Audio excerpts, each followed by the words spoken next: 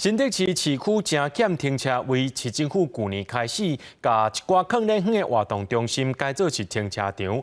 不过，民众发现讲，这活动中心内面有28个停车格啊，其中7个摕来种树啊，安尼是真拍算空间。停车场门口，大家排队等要停车，真无简单。则入去内底，所看到原本会当用来停车的空间，几啊位顶面拢摕来种树啊。市区内主本就歹找停车位，民众感觉安尼实在真拍算。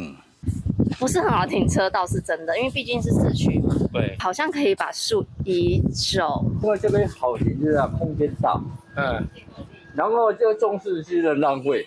这个停车场原本是新北市的民众活动中心，过去真侪年拢已经无搁再使用，就甲铁皮搭在厝顶拆掉，改做停车场。因为就在市区重要的商圈内底，所以逐工拢客满。停车空间的部分是否也会积极来研议改善？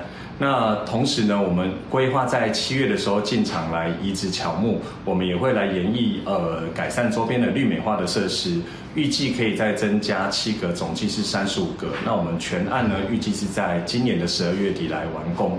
市府表示，知影停车的空间无够，所以决定年底进前会甲树仔刷去别位种，改出来的停车位袂使增加市府的收入。